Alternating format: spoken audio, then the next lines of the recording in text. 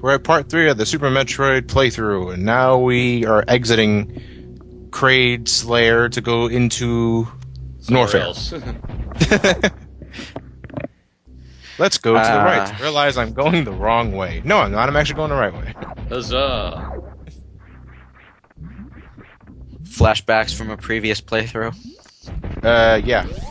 Flashbacks from your first playthrough, possibly? First 3, actually. I can never. Actually, one of the things that always bugged me is I'm not exactly sure what door I'm supposed to take first when you first enter Norfair. But now I do, and I'll never going to forget ever again.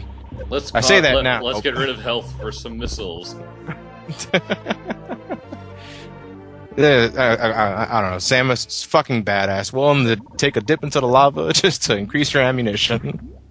She one-ups Chris by going into the lava instead of just near it. Yeah.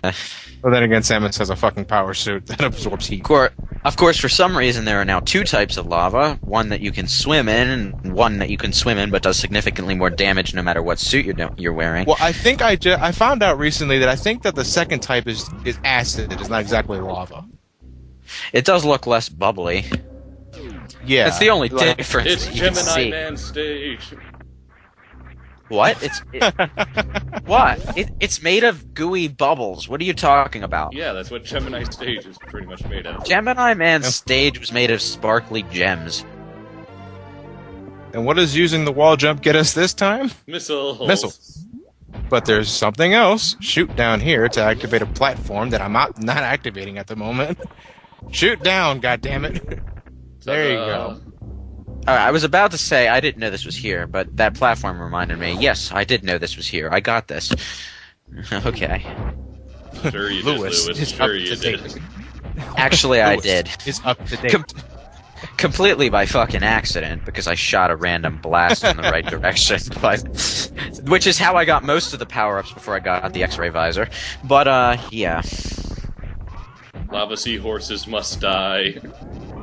That Thank critter God on the for left the music is mine. Thank God for the X-ray visor. No one would ever 100% this game if it weren't for the X-ray visor. They could have just bought the strategy guide. Strategy guide. Which is what my uncle did. Fuck that shit. Missiles. I also got that completely by accident, by the way, while shooting at a seahorse. I was like, you probably got it by shooting at something else. That's how I first found it. I wanted to say this in more detail. A lot of people like the Metroid series for its non-linearity, but I'm just... Personally, I'm more inclined to play a game like Metroid Fusion than Super Metroid. And you're Maybe definitely not alone with that feeling. It's just, you know, I like the exploration depth this game has, but at the same time, the 3 hours of my 7-hour playthrough that I spent aimlessly running around trying to figure out where the fuck to go, that just kind of kills some of those happy feelings for me. And that's why a lot of people don't particularly care for the Metroid series. So. Yeah. It's an acquired taste, and I definitely think it's harder to enjoy into, like, well, you know, kids in today's generation. But to me, like, you know, I played this when it was first released. To me, back then, this was fucking the holy grail of gaming back then. Yeah, I played this once when I was really little, when I was like 3 when this first came out. 3 or 4. Well, 94, so I was 4. My cousin was 6. She happened to rent it one weekend, and we played, and we got so ridiculously lost early on, and we just didn't care for it. Well, the thing about games these days, though, we're used to non-linear games, but we're not used to games that throw us into a random non-linear environment and say, find your way to something that we don't know you don't know what you're looking for. We're also used to health. We're also used to health respawning on its own, so nothing's ever a threat. Yeah, you know, they make a game. I'm just saying, they make a game like that these days. People criticizing it for forcing you to buy the guide. So yeah, you're completely right. But you know, the thing is, though, is that I've had so many goddamn fun childhood experiences with this game, because you know, it wasn't just me that. Well, first off, when I said I played the game when it was first released, I only got to play when it was first released because my uncle bought it, because he was the only one that had the Super Nintendo in the house at the time. but we both played this game to death. We helped each other out, and there's so many goddamn things I had so much fun with this game. And to me, that's the reason why I love it the most out of all the Metroid games, is because I just had the most fun with this. Yeah, my favorite is Prime, but that's just me. Prime I actually never got lost in my time with Prime, despite the fact that it's pretty much just as non-linear as any standard Metroid game. Well, the Prime also has the benefit of the hint system that pops up. That that pretty much gives you the general direction of where you should be going. Without outright telling you. I did like that my first playthrough. I turned it off in every subsequent playthrough, but I did. Yeah. That was useful for the first time. And let's see what using the wall jump gets us now. Missile jump.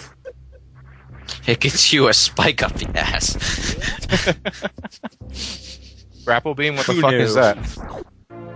The wave beam. We can shoot through walls. The grapple beam was annoying to use, but at the same time, I found it more entertaining than the one in Other M, because the way you have to use the one in Other M is just fucking terrible. Most third-person and the way it's games, used in Prime 3 also sucks. You're talking about when you're pulling things out of a wall or something like that? Yeah, it's like, this is so innovative and it uses our motion controls. Okay, it was neat the first time. You don't need to give every fucking enemy in a room a shield that I have to rip off. It's just, in Other M, you have to go into first person, lock onto a grapple target, and then swing on. Why can't I do that from third person? There are about 6 billion other games that are third person and let you grapple off shit. You know what I'm saying? I completely agree. And if you're wondering why those platforms were exploding for the moment, it's because I killed the enemies inside there with the wave beam. Yeah. The wave beam. Of all the games to let you shoot through walls, at least this game gives you a vague explanation for why you can shoot through walls. You got a beam upgrade that's specifically designed to shoot through walls, which is awesome. Well, I actually Once again, proving Mega Man X is more badass from the get-go than Samus. Missile expansion, right there. Yeah, you can. This Why do is they have also where we get? This is also where we're introduced to the best power-up. This is when we're first introduced to probably one of the most badass power-ups in Metroid history. Spark. The Speed Booster. The Speed Booster is cool in Other M, but not quite as satisfying as it is in this game. Because in this game, you get to go ludicrous speed. Ludicrous speed. It's not go. ludicrous speed. She didn't go to Plaid. No, but here's the thing. And I know it's only because Super Metroid actually has a run button. But I think the Speed Booster in Super Metroid is my favorite rendition of the Speed Booster, because in Other M and in Fusion and in Zero Mission, you just have to walk a certain distance before it activates itself, and I fucking hate that. At least with the run button, you can time yourself when exactly you want to activate the Speed Booster, instead of just wondering how much ground you have to cover before it activates. Having a really fucking long-running start in Other M was kind of annoying. Yeah, I know, but that's why I hate it even more in Other M, because, god damn it, that could have been solved by giving us either the nunchuck or the classic controller, or giving us a run button. I would have liked that. Granted, plowing through 3 long hallways of enemies is always satisfying. It is. There's no doubt in my mind that it's not.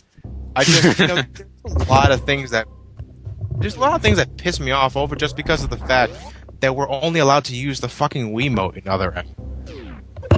We want it to be simple to use, except Metroid is a series that is only for the hardcore people, and the casuals don't care for anyway. Their attempts to make the controls simpler just made the controls more convoluted. Makes the fucking gameplay more convoluted. That's what it did. No, it just makes the control more convoluted. Yeah, okay, yeah, you're right. It's What does sequence breaking get us this time? The ice beam.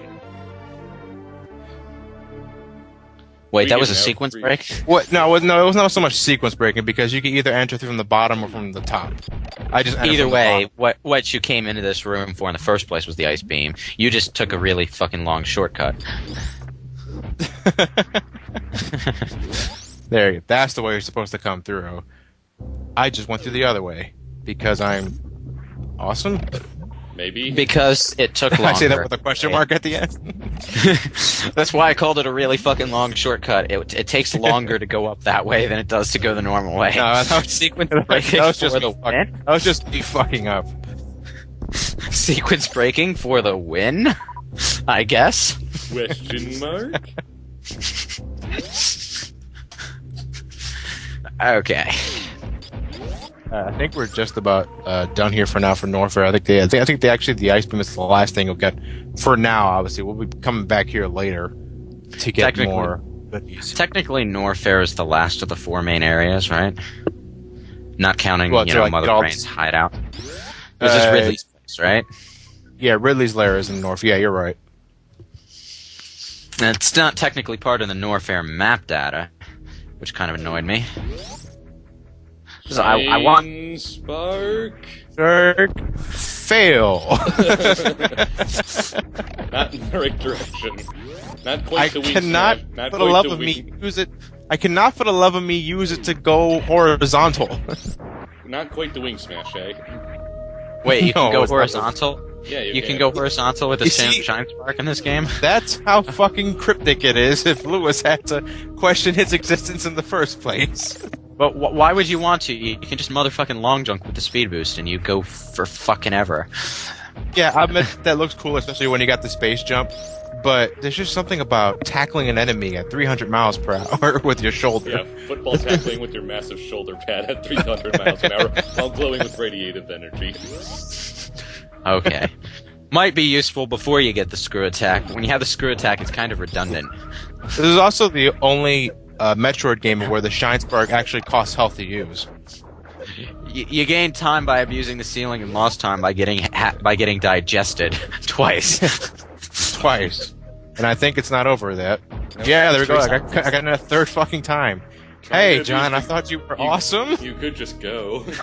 It's like miniature versions of the pit from Return of the Jedi. The Sarlacc? Yeah, the thing that ate Boba Fett is now eating Samus Aran. It's called a Sarlacc. It's called a bounty hunter eater. It's called the Sarlacc. One-eyed. It's a one-eyed, one-horned flying bounty hunter eater, which doesn't sound quite as funny as purple people eater, but that's what they are. Power bomb. It's not a wrestling move. It's a fucking bomb. Actually, I would have loved to see that. What if it was actually was a wrestling move? Who would you use it against? Ridley, motherfucker, power bomb. I get the feeling I missed that missile. Did you use the power bomb immediately after getting it the first time? Usually fuck that's, me. that's Okay, usually then how these games work. Usually in the room you get an item, it can be used for something. Oh, yeah, I just or think either that or I just used it out of curiosity. Well, that eventually at some point I did start just randomly dropping power bombs in places to find hidden breakable shit, but it wasn't quite this early in the game when I figured that out.